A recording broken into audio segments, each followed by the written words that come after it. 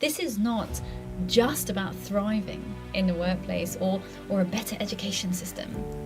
This is about the survival of the human race. Empathy has two great enemies. One is low time, and the other is high stress.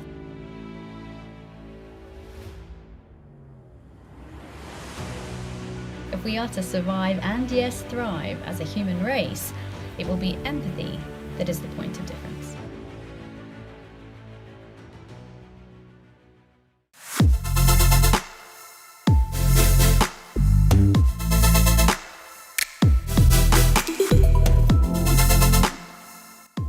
This is Elemental Conversations, where leadership isn't just talked about, it's tested. I'm Tyler, your host, helping you lead with your values, push through adversity, roll with change, and make bold decisions. New episodes every Monday. Subscribe on YouTube, follow us on Instagram, and if you're ready to challenge the status quo, then get ready to let the alchemy of education ignite your passion for learning. Fire, earth, wind, water. This is the Elemental Educator, and now your host, Tyler Comeau. Who's been your biggest influence? Ooh, my dad. Yeah, Tyler, probably my dad. Why do you say that? Well, my dad was an ad man, so he worked in advertising. If you ever watched Mad Men on Netflix, that was his life in real life.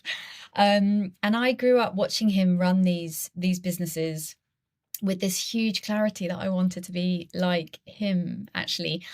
He passed away about 6 months ago. But every time I stand on stage or I write a new prologue for the next book, I think of him and what he would have said and what he would have done. He was a very wise man. He was a very generous man. He had high expectations, but he always did it with kindness. So, yes, I think I'll spend the rest of my life trying to be a bit more like him. Knowing all of the lessons he could have taught you, if you could go back in time, what advice would you give your younger self now? Oh, gosh, Tyler, that is a big question. And interestingly, people ask me similar things quite often now.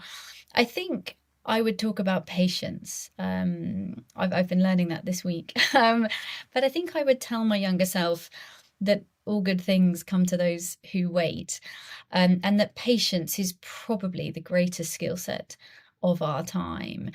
Social media makes us feel like everything is happening overnight. You know, that Tyler's show became this phenomenal on day one, which maybe it was, but it probably wasn't this good then, right? Heck no. There you go, right? That patience and just taking your time and knowing that the right things will come for you, and when they're meant for you, they will come into life. So I think if I could go back, I would tell younger Mimi to just slow down a bit, to be patient, and to know that this is a 10-year game, not a 10-minute one.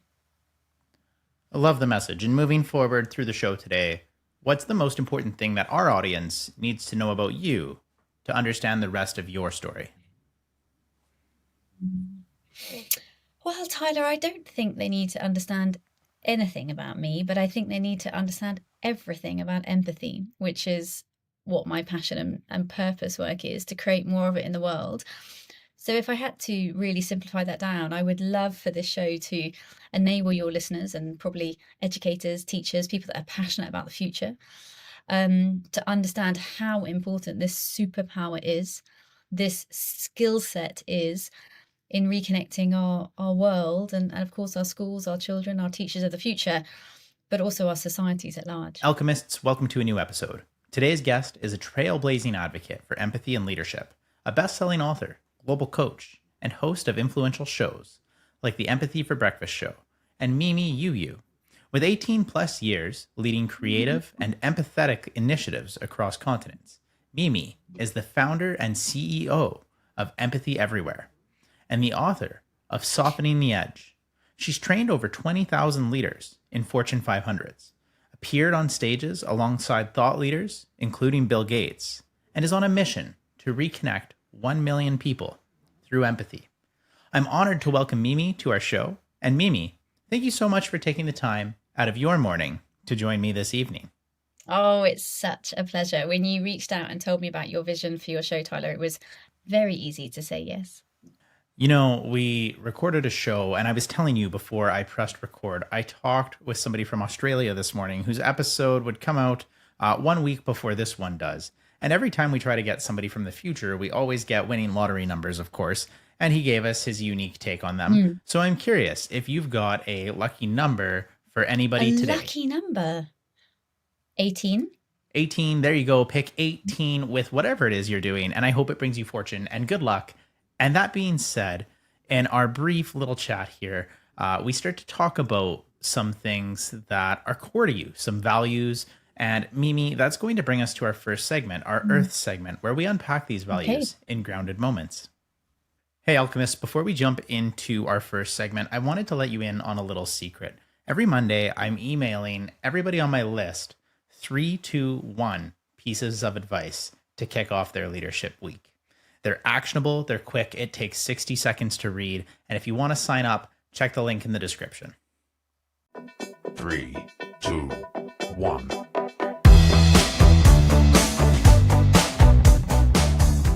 Rooted in wisdom, driven by purpose, Grounded Moments is all about our values, and there's no way to see what we truly stand for than to play a game. Okay, so this game is called Principle or Preference. I'm going to give you a sentence, a general statement, and you just have to let the audience know if this is a core principle, so something that is true to you, should be true to a lot of people, or if it's a preference. It's okay to let it go sometimes. Ready to give it a try? I'm ready. All right, so rapid fire, we don't get time to do any explanations, which is the hardest part. Principle or preference, hiring for attitude should be over hiring for credentials. Principle. Reading emotions in a boardroom is necessary when trying to unpack a difficult conversation. Principle. Saying, I hear you, before offering advice is the first thing you need to do. Principle. Turning off your phone in every meeting is crucial to move forward. Preference. Never using email for emotional conversations is number one priority. Preference. Always prioritizing team wellness over team deadlines. Principle. Starting every one-on-one with a personal check-in by saying, are you okay? Preference. Leading with tears, not toughness, is more important. Preference. Ending meetings with gratitude is the most important part of the meeting. Preference. Speaking last so others feel heard first is the number one thing a leader should do. Principle. There we go. That was a rapid fire game. Thank you for playing Principle or Preference. I need to know from that, what are the top 3 things, Mimi, that you look for in team members or emerging leaders?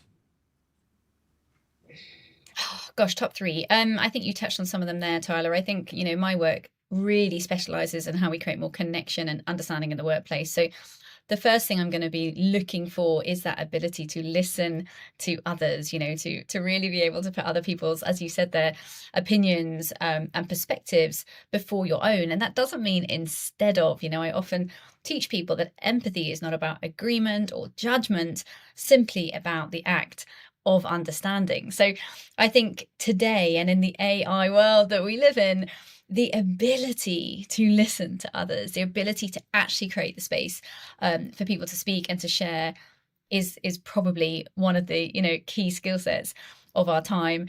I think underneath that, I would say the second part is around curiosity. Leading with curiosity, you touched on it a little bit there, having meetings where you're open to question asking and then to really understanding the answers. This is really about the why and not just the data, as it were. So my second one would be around curiosity.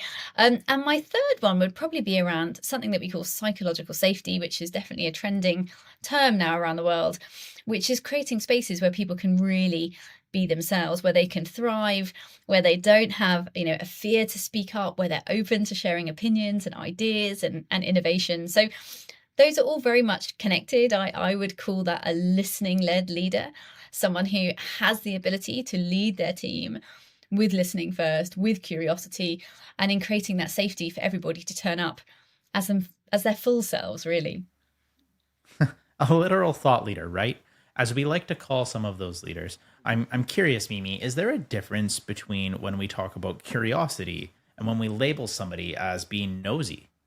Oh, yes, I think there definitely is. I think curiosity is that ability to really show interest beyond the immediate piece of information. So sentences like, tell me more about that, or can you help me understand why you got to that conclusion, right? It is really fundamentally about understanding. It is about reconnection. It is about closing the gaps, building trust and belonging, and that sense of value. When somebody uses curiosity, you feel they value me, which is a critical part of being human, actually. Whereas being nosy, and it's funny, I haven't heard that phrase for so many years, but I think being nosy is when you are actively trying to search out information that perhaps wasn't for you anyway, right? So curiosity is that ability to understand more about what you're hearing, whereas perhaps nosiness is to interfere with information that people weren't planning on giving you anyway.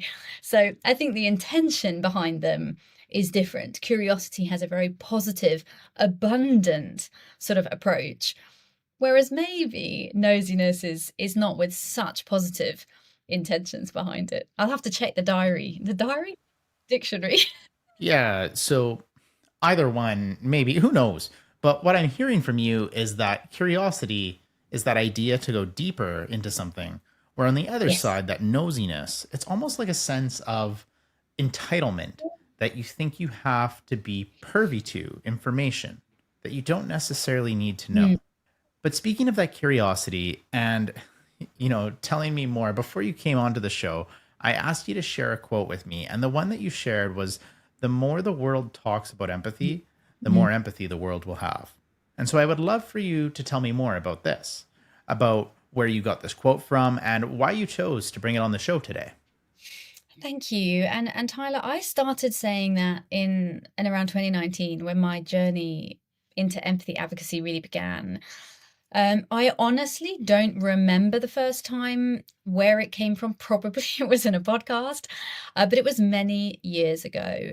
It came from the soul. I always believed it, that this journey to creating more empathy in the world was based on content, was based on, you mentioned earlier, I had a breakfast show, podcast, video content, speaking on stages, writing my books. I've just finished my third. So creating content. Congratulations. Thank you. And that quote comes from that belief, right? The more we can create conversation about this, and that's why I love doing this. So Tyler, thank you for inviting me to do that today. That the more we talk about this, the more we will create, because empathy is really misunderstood. It is also very underrepresented, in the workplace, in the world, in the school system, with our children, in our parenting. So it's a quote that came to me, as I said, many years ago, very naturally. Then I began to say it more often, and now it's almost become my kind of catchphrase because it so simply encapsulates why I do what I do. I get up every day to create more empathy because the more the world talks about it, the more we'll have. And there's never been a time when we need empathy more than now. So, of what we value, I've never thought of empathy as a core value. I've maybe thought of it as a route to relationships or a route to connection. Mm. Would you draw similar lines to that, or would you stand by empathy as a standalone value? Is it a part of something bigger? I think you can value empathy as a person, as a teacher, as a leader, as a podcaster. But I think more than that, this is a skill set. It's not, for me, this is not a value. As I said, you can value it, but you would value it as a skill set. Empathy is built into your prefrontal cortex of your brain. You were born with this. All of us were, right? The choice to use it is up to you. But the ability to be able to use it is built into the prefrontal cortex. So this is a pro-evolutionary skill set. This is not just about thriving in the workplace or a better education system. This is about the survival of the human race. And I think that's why there is so much work to be done to make sure that people know that. People think that, like you said, perhaps it's a value, perhaps it's a soft skill, perhaps it means kindness or sympathy or compassion. But the answer, of course, is no to all of those things. This is a hard skill, hard to find, hard to master, very hard to maintain. And when we get it right, we see many hard impacts, including, Tyler, what you just spoke about, which is deeper connection, more trust, better interrelational ecosystems. So it's a very powerful tool when we choose to use it. When we get past the amygdala and we're talking fight, flight, freeze cycles that go back and forth, we'll eventually reach a stage where our observations go, oh, this thing that's happening in front of me, I need to empathize with it. How do we get to that part of the cycle? Because as you touched on there, Tyler, the reality is empathy has two great enemies. One is low time and the other is high stress. And if we asked your audience to put their invisible hands up right now as they're listening to us, do you have low time and high stress? I would guess 90+% of people would say yes, because that's just the world we live in. Today, we talk about a Barney, B-A-N-I, a Barney world, of which a huge amount of that is specified around anxiety. 360 million people suffering with anxiety. So for as long as we are living in a state of anxiety, you touched on the fight or flight, the brain is not able to access the part of the brain that is responsible for empathy, right? It is quite literally pumping energy, blood, all of the hormones, cortisol, adrenaline into your system in order to fight or flight, to run away from the perceived threat, from the anxiety, from the high stress, from that panic that we're all living in. So to answer your question, how do you really access the best of this skill set? You have to do it in a place where the neurological system is balanced. Because when you're in fight or flight, and you know what's interesting about the brain, Tyler, is that whilst we have evolved phenomenally, right, over hundreds of thousands of years, what the brain still cannot do today is decipher between types of threat. So that response, that fight or flight response, was perhaps created, as it were, from an evolutionary point of view to help us, run away from tigers or threats in the jungle. But today, that could be a toxic boss. Your brain doesn't know the difference. So when that potential threat, when that high stress, high anxiety reality is surrounding you, the fight or flight response will be activated. Your empathy will decline. There's actually very little you can do about it. It's neurological. So to access empathy, to sustain empathy, we first have to sustain environments where we can access those skill sets. You have to be well to be empathetic. And with an increasingly difficult environment for empathy to try to exist, because with access to social media and how quickly we can connect with all the stressors in the world, to be able to create a state of mind where you can reach an empathetic loop is becoming increasingly more difficult. And so that's why we're probably seeing those higher levels of anxiety in people, higher levels of stress in people. And that's such a difficult thing to push back on. Now, this is something that's so near and dear and important to you. Mimi, I'm curious, within the realm of empathy, is there a specific thing, a hill that you're willing to die on that everybody should be doing? The backbone to all empathy is listening, which is why I touched on it earlier when you asked me about kind of leadership traits. If we all listened a little more to each other, then perhaps we would, certainly with more speed, overcome some of those challenges you were just touching on, right? The state of our world, the existence of social media, the pressure we put ourselves under, the fact that we have 24/7 access to the world's worst videography, right? If you want to watch the worst things in the world, you can do it at any time of the day or night, right? In real time.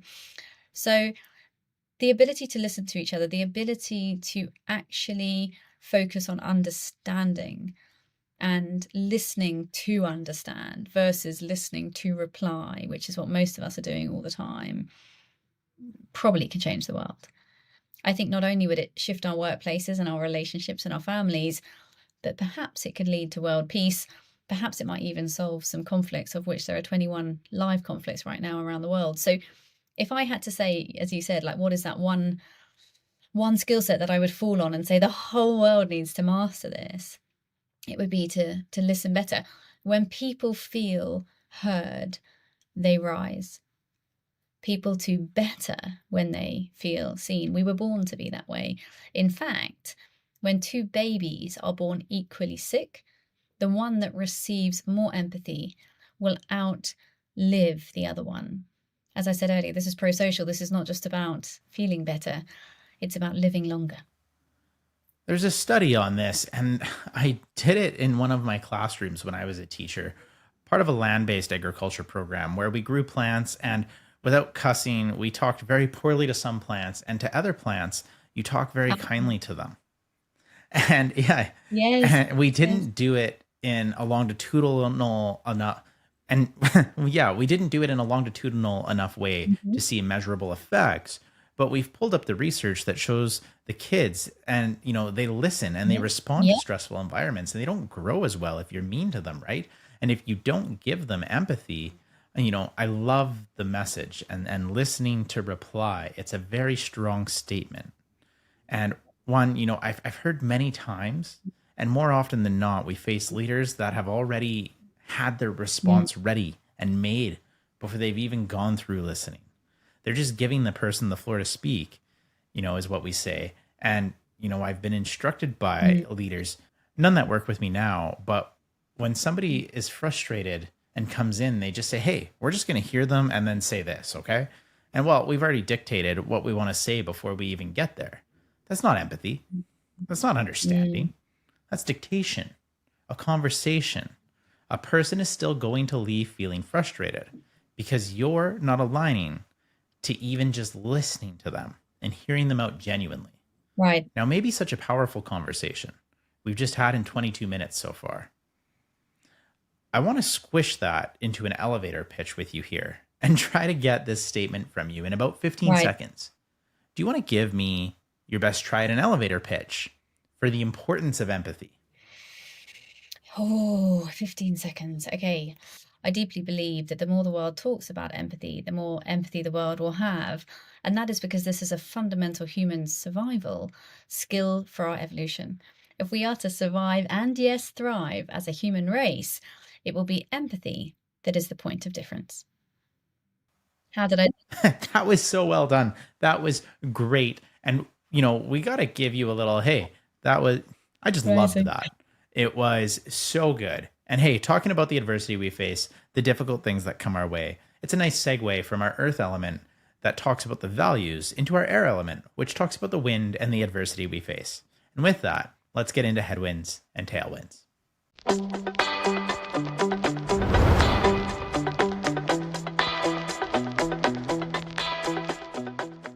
In Headwinds and Tailwinds, we get down to the mistakes we've made and what was in the aftermath to learn. And to get into the comfort zone of mistakes, Mimi, we are going to play another game here. And this is a new game it's not aired yet. It's called Adversity Mad Libs. So I'm going to ask you to fill in some blanks for me. They can Oh, be honest truth, totally made up, completely unhinged. It's up to you where you want to take this, okay? okay. So I just fill in. Yeah, just filling in the blanks. I'll read a sentence. I'll put some blanks in there. I think my last guest actually asked me to flash these up on the screen. It was helpful for them. So let me flash them up on the screen for you as we go through here too. And I'll try to I'll Perfect. have probably flashed them up a couple times here. So okay. I once misjudged someone based on blank and learned blank. I once misjudged someone based on misconception, and it cost me my relationship. There was a time when empathy felt like a liability, especially when blank happened. There was a time when empathy felt like a liability, especially when I felt that I had misjudged the situation. I chose to blank instead of react, and it changed everything. In a moment of pressure, I chose to listen instead of react, and it changed everything. The person I misunderstood the most ended up teaching me blank. The person I misunderstood most ended up teaching me the power of empathy. I broke down after blank, but what I rebuilt from that space surprised me. I broke down after he left, but what I rebuilt from that surprised me. Thank you so much for sharing some of those. I have to say, it's new because it hasn't aired at the time that we're recording this. And that was the smoothest run of the game I've played. You absolutely crushed that. And it's a way to get into talking about adversity and understanding adversity a bit. And so, in a vulnerable space here, I'm curious, what is Yeah. something that you had to Mm. unlearn? I think I had to unlearn questioning myself. I think in my 20s, I questioned everything I did all the time, I was constantly trying to measure myself against other female leaders, predominantly. In my field, I was in the marketing industry back then, marketing and advertising. And I can remember I lived in Hong Kong for a while. And I can really remember there was a time when I would come home at the end of every week and sit and worry about everything I had done that week. Maybe I should have done that better. Did I say too much? Did I say too little? Did I wear the right thing? Did I speak up enough? Did I not speak enough? I had to unlearn that, and that came in my 30s, right? And maybe that's age, maybe it's time, maybe it's experience, maybe it was the environment I was in. By that point, I was in Singapore, a very different culture, very different way of approaching my work. But it was a conscious, intentional shift to say, okay, enough, right? I have to do what I think is right, and that has to be enough. And I live by that now, Tyler. I think that every day we are faced with so many decisions, and there are so many challenges. I think people look at like the work that I do, for example, on social media, and whilst I give my audience, that the people that are with me there, 100% honesty. There is nothing fake on there. Like, what you see is what you get. That is just it. That is me in that airport. That is me on that stage. That is me with my daughter, right? There's no kind of filter going on there. But I think people believe that you can build this work, being an entrepreneur, a podcast even, which I know very well how much goes on behind the scenes. I don't think most people do. So I think you have to unlearn that questioning of yourself, because otherwise you'll never make progress. It's going to be hard. People are going to dislike what you do, or question what you do, or criticize what you do. But you can't do that to yourself, because progress can only come from belief. And I think probably the questioning yourself is the antithesis of belief. Do you find that every time you do something new, something for the first time, that questioning of oneself finds a way to return? No, not anymore. I think now, I just think the trick is positive, empathetic, optimistic intentions. If you know truly that you did what you felt was right, what you really believe was the right thing, it won't always work. Sometimes bad things happen. People get sick, accidents happen, bad stuff, right? Life is full of bad stuff. But you can only make the decision that you make at the time, and you have to build it on those values. I have values around honesty and integrity and grace. I think people don't talk about grace much anymore. It's very old fashioned, I think. But for me, it's integral to who I am, to how I show up in the world. So if I know I made those decisions based on those values, if it doesn't work or something happens, I'm not going to spend hours questioning that. I'm just going to focus on fixing it. So with that, how do you overcome some of the biggest setbacks you faced? With patience. I think I mentioned earlier, that's what I would teach my younger self. Every day I have to relearn that. That one is a lifelong journey, right? I think we all suffer with a lack of patience because of the world we live in, the speed of life. I want to do more, right? I want to spread more empathy now, today. But of course you can't, right? There's only so many planes you can get on and so many podcasts you can do in a day. But patience is the ability to slow down enough to reflect on the situation and make that decision based on the values that you've put in place for yourself. Without patience, you miss all the best bits.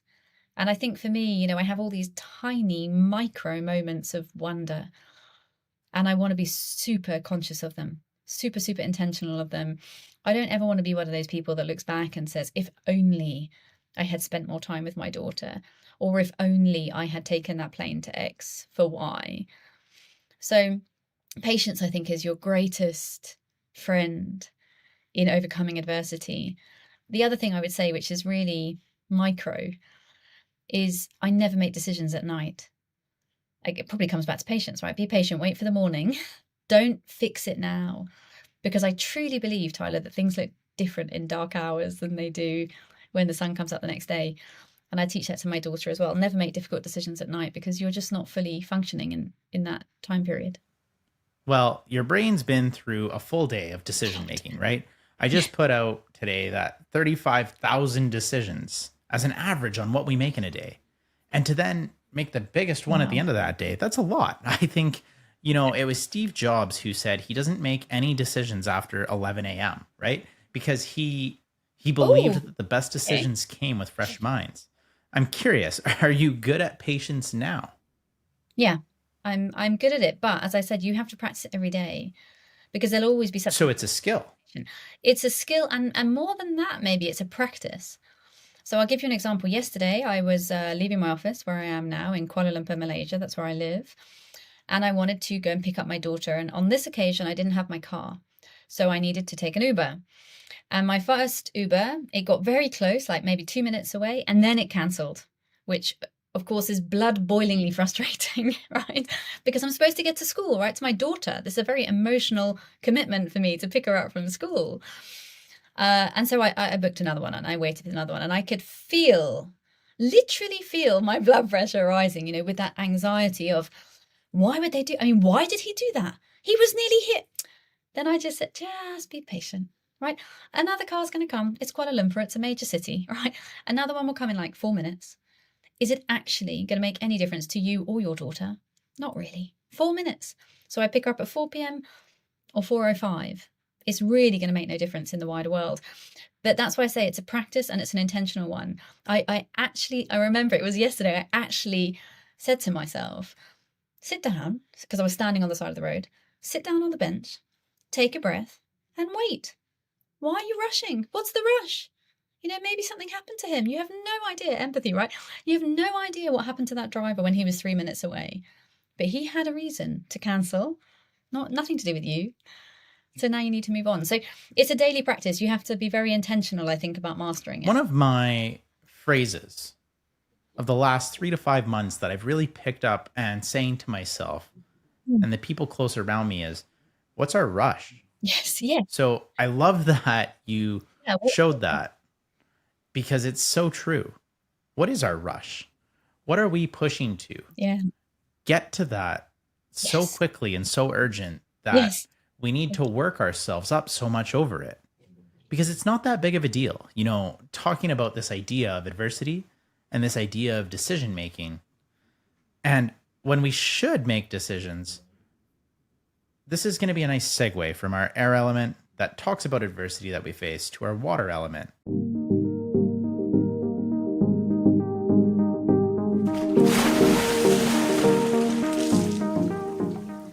Small shifts, big waves. In Ripples of Change, we discover how to make a lasting impact. And Mimi, we're going to play another game here. This one can be a little more dragged out. We can take our time on this one if we really need to. And the idea here is some quick tips. I'm going to ask you some big questions, some out there questions, and I want, in a sentence or two from you, the advice for that. Okay? Okay. So what's something strong leaders get wrong about vulnerability? You know why I'm pausing? Because I'm going to tell you what my instinctive response was. My instinctive response, Tyler, was that it's a weakness, right? The reason I didn't say it is because I think that this is so much part of the social media, LinkedIn rhetoric that I'm not sure it's actually helpful, right? Do I believe it's a weakness? No. But I'm also not sure it's a strength. And I'll tell you why. I think as leaders, we have to be honest. We have to be open. We have to be transparent. In fact, the new generations are going to demand of that. We see that in the data, in behavior all the time. Obviously, I believe you need to be able to show empathy, and you need people to be able to empathize with you. And for someone to empathize with you as their leader, you have to share enough for them to know you. But do you actually need to be vulnerable? I'm not sure. You can be open, transparent, honest, candid. But is that vulnerability? That's why I paused. I think that this word has become very popular. In my opinion, I'm not sure it's a strength. I think you can be all of those other things without actually being vulnerable. I don't have a dictionary in front of me, but if I did, I would look it up. And I suspect that to be vulnerable means something on the lines of open to being hurt, right? Open to risk, open to pain. I'm not sure we need those things as a leader. So should you be open and honest and candid and true? And my teams, I've always been super true with them. Like I said with my social media, what you see is who I am, and they know that. So if that is vulnerability, then yes, it's a strength. But I'm not sure that is vulnerability. I think perhaps we're using that term wrong. So I would say what leaders are getting wrong about vulnerability is what it actually is. Completely agree with you on that. And I'm so happy that you went down that tangent of an explanation for everybody because it makes complete sense when it's put that way. What's your go to reset when empathy starts to feel exhausting? Empathy never feels exhausting. I think that's also a misconception, Tyler. What you may find exhausting is, let's say, too much or an extended use of compassion or sympathy. So, for example, that exhaustion you feel watching bad news on the news, right? And you just think, oh, I'm going to turn it off. I can't watch any more of these children starving in a war zone. I just can't. It's too much for me. It feels exhausting. But that is sympathy. It's sometimes called, compassionate exhaustion or compassionate overload. It's not empathy. The ability to understand others is a data set. There is no such thing as too much understanding of others. It cannot deplete you. In fact, the data will show you that the higher your empathy is, the lower your burnout is. So the short answer is that empathy will never exhaust you. It's about understanding what you are using, the skills, the values, the emotions you're using when you experience that exhaustion. Well, that example that you gave there might not even be sympathizing, but it might actually be a flight response, right? To turn it off, that's a sign that you're stressed out about it. That's not empathy. You're fleeing that situation, you're leaving it. Yeah, absolutely. What's one phrase every leader should use more often? I hear you. I think that, as I said earlier, so many people are just desperate to be heard. The life coaching industry is growing at a rate of knots. People are so desperate to be heard that they will pay people to listen to them. So I think as a leader, if there's just 3 words that you could say more often, it would be that. Thank you, Mimi. I hear you. I think it would shift everything. Completely agree with that one. Well said. Mimi, what steps do you take when you have to change something? Equal ones. I think that when you have to change something, you have to take equal steps, one foot in front of the other. Change never happens overnight, right? Change is a behavioral response, and human beings, we hate change, right? That's why, change management is such a big thing in the world, right? And again, we spoke about fight or flight earlier. As human beings, when we're facing change, that reptilian mind, that original brain of yours, is literally telling you, you might die, you might die, you might die. Right? This is a risk, step away, step away, step away. So it's natural for us. We hate change. We're scared of change. It's a risk to our survival, at least subconsciously, right? So to your question, when you have to face change, when you have to navigate it, particularly if you're bringing other people with you, particularly if it's children, right? You're in an educational environment. That's why I say take equal steps. 1 foot in front of the other. Don't try and do it all in a day. Don't rush anyone. Explain your actions, explain their actions, give them context. When people know why, that risk, that fight or flight risk, lowers, diminishes. When you say what's in the room, it becomes smaller. So, in answer to your question, how do you approach change? I would say with equal steps. It's one of the advice that we give to people. Get up on that stage for the first time and talk, and they're feeling nervous. One of the first things you should maybe do is say to your audience, it's my first time, I'm pretty nervous. And then all of a sudden, your nerves go away because it's out there. We've said it. It's gotten smaller. True. As you just mentioned. Now, with that, you've talked these small little steps that we're taking. How do you communicate that when you're actioning a change? Clearly. I think I touched on it earlier. Context is so important. The key about empathy, and you touched on your example there when people are going on the stage, empathy is about them, not about you. So when it comes to communication skills, it's fundamentally about communicating in a way that the audience can understand you. So it's not about how you want to communicate. When people say to me, what are your tips, like you just touched on, for standing on stage, for speaking to an audience? Well, the tips change every time because the audience changes every time. So the key to empathetic communication, whether you're in a change or otherwise, effective communication is about understanding your audience and then adapting that conversation to them. I mean, similar, I guess, in an environment where you're in an educational setting. Of course, how you communicate a school location change to the teachers will be different from how you tell the parents, will be different from how you tell the children. So I think the secret really to communication success is to understand that in empathy, your job as the communicator is to think far more about the audience than what it is that you are saying. How do you make that change last? Consistency. I talked earlier about patience. I think patience's best friend is consistency. Again, especially with children, but actually with anyone. Be consistent. Don't let people fear inconsistency, because it is fearful, right? Children who have parents who are very erratic become very erratic, right? Their nervous system is constantly in flux. So I think that consistency of whatever you're doing, your work, your job, your communication, your brand building, your podcast, it doesn't matter. Consistency is a superpower. Keep going and keep doing it the same way. I think people thrive, to be honest, when things stay the same. I have a book coming out. Well, when we record this, I have a book coming out. When you're listening to this, hopefully I have a book that's published with Routledge, The Elemental Leader. And one of the things people have asked me when I've shared with them that I've done this is, how did you write one? I could never write one. And I said, I committed. It took me 2.5 years to get it done. More, well, yeah, maybe more. But I committed to at least every single day, at a bare minimum, one sentence in the book.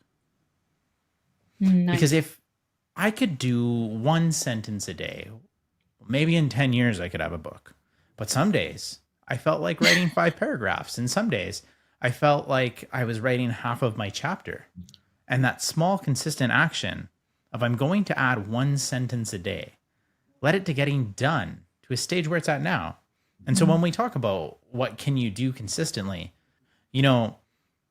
on episodes before this one, I had Martin, the teacher, physical trainer, come on. And he said, the best thing you can do is have a small, consistent action to stay healthy.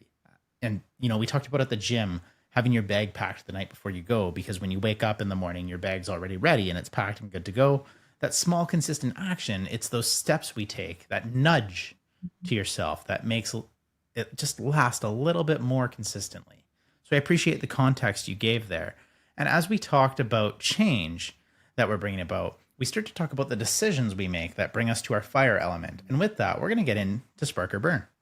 Alchemist, before we get into our last elemental segment here, it would mean the world to me if you've enjoyed this episode with Mimi Nicklin to head over to Apple, Spotify, wherever you're listening to this podcast from, and give it a review. But also, go follow Mimi Nicklin on her social media. Links and handles, everything is in the description. Helping her grow, giving us that review, it amplifies this message out to the world. And that is our goal on Impact.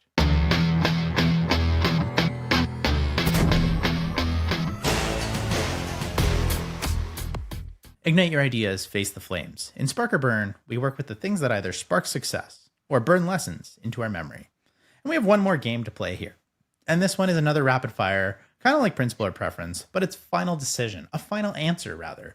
We're going to play Would You Rather style, where I give you a scenario and you pick one or the other with no explanation and no time to justify the decision. Okay. Here we go.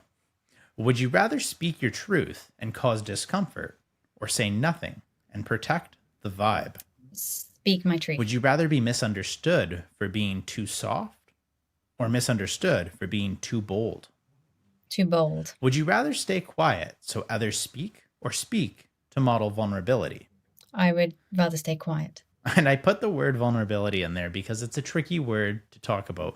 Would you rather create psychological safety or strategic clarity first? Psychological safety. Would you rather listen to someone vent or challenge their beliefs in the moment? Listen to them. Would you rather apologize publicly or hold space privately? Privately. Would you rather lead a burned out team with heart or a high performing one with edge? Burned out team, but with heart.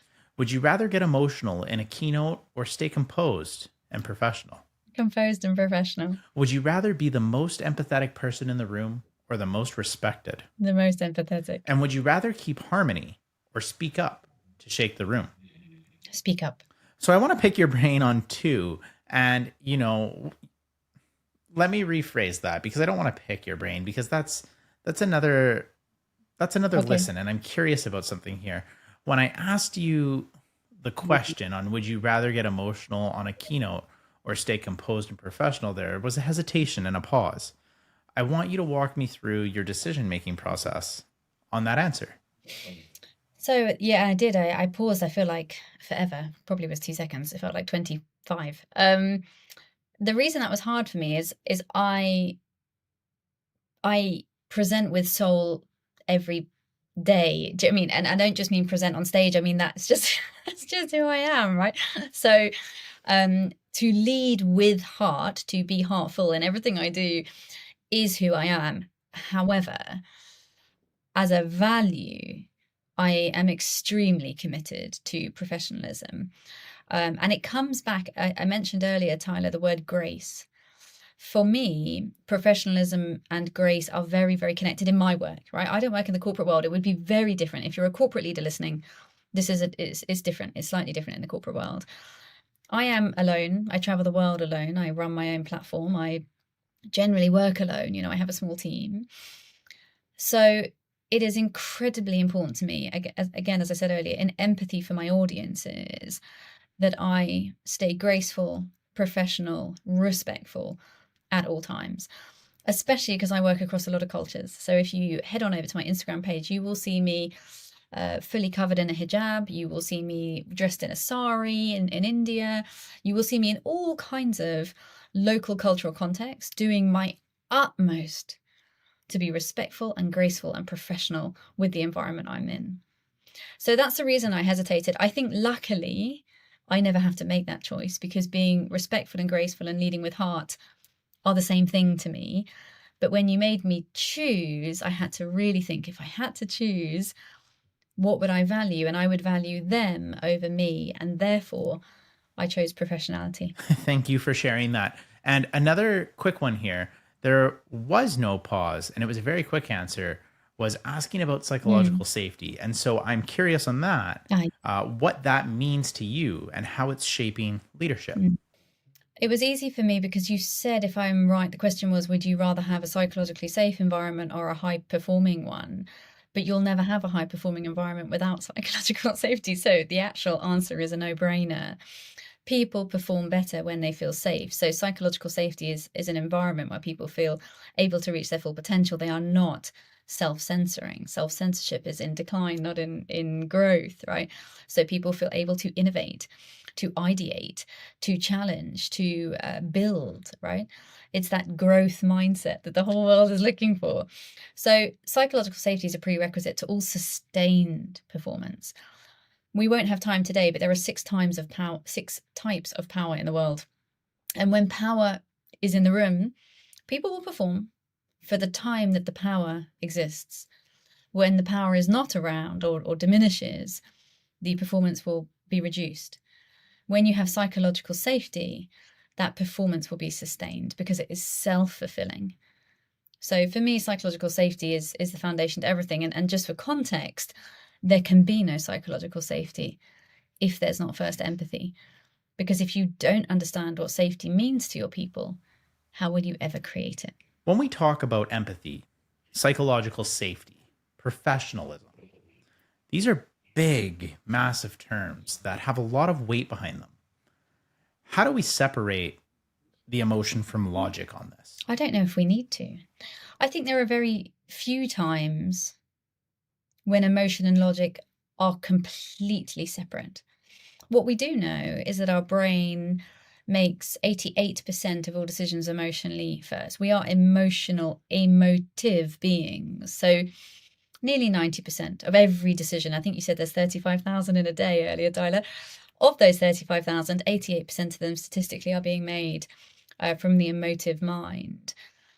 But logic is very quick to follow up, right? So if you're, I don't know, buying a car, right? Your emotive mind is going to help you choose what brand, what color, leather seats, I don't know, all of those things, right?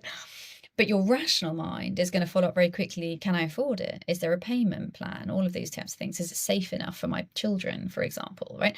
So I don't know if you can separate out emotion and logic because they're so intertwined in the way that humans make decisions.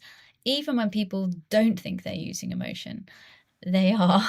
It's just so automatic that we don't always consciously know that we're doing it. And with that, how do you make sure then that what you value shows up in the choices you make? I think it goes back to everything we've spoken about today. I think it's the reason those values come together. So if I summarize, we've spoken about patience, we've spoken about consistency, we've spoken about grace.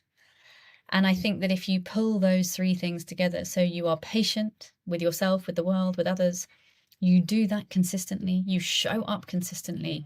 And when you show up, you do that with grace, with care for others, with values, with morals and ethics, consistently and intentionally. I think if you can get those three things right, often and in sync, which is not always easy, then I think you're able to show up with consistent value. Mimi, one of the ways that we've been ending the show here, or, that I've taken on, is our previous guest on the show will leave a question for the future guest, not knowing who they are, the context, what they bring to the table. And so the question I have for you from the previous guest is from Andrew White, a gentleman from Australia that I spoke with, this morning, and we're recording this one now. And so this one's fresh on my mind, and I swear we didn't script this.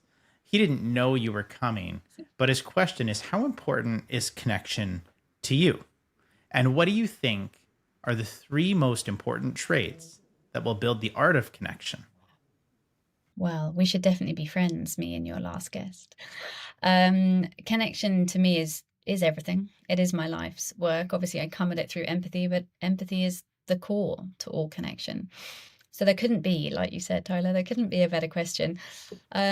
The second part was, what are the three steps to it? Did I remember that rightly? What was the second one? Yeah, the second one was the three most important traits that will build the art of connection. I would say intentional listening would be the first one.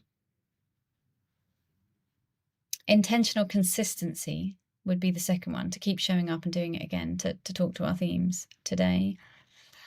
And to be able to be judgment-free, to meet people where they are, because that is the foundation for all connection. Really appreciate the way you answered that. And I chuckle, like I said, no idea who's coming on this show. And this is a question they leave, and it's so fitting for you. Now, the same goes for you, though. You don't know who I have coming on the show next. They could speak to the same categories. They could be somebody completely different in a whole other realm.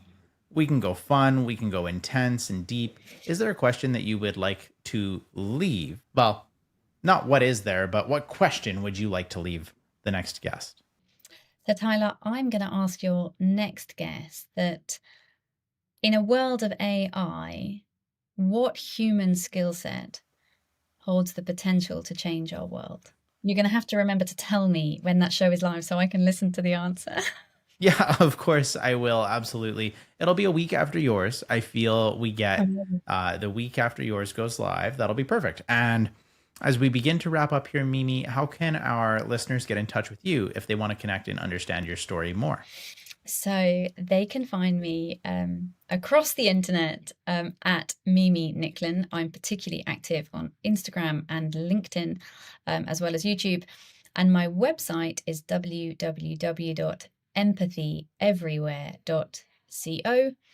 And my new book, Empathy at Work, is available on Amazon now. Congratulations. And alchemists, if you're still listening to this, all of these are going to be linked in the description of the show. So if you are ever wondering how to find it, just head over there. Make sure you give her a follow. Make sure you check out her books.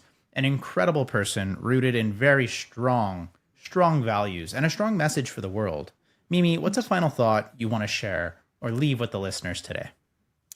My final thought is this, Tyler, and we've touched on themes around this for the whole hour, which I've loved.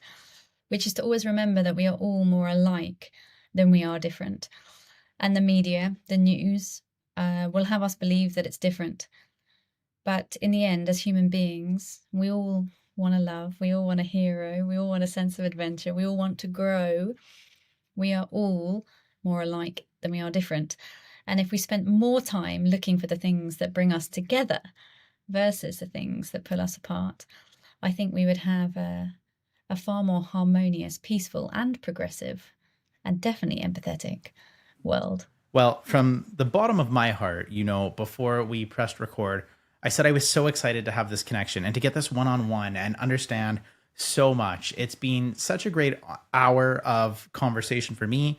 And it's an episode that, as I edit this and I listen back, I'm going to really enjoy revisiting the stories here. And so from me to you, I just wanted to say thank you for taking time out of your day, your busy schedule, to connect, collaborate, and challenge the status quo of what leadership is. Thank you very much for having me. You are an extremely graceful host. Thanks for sticking around to the end of the show.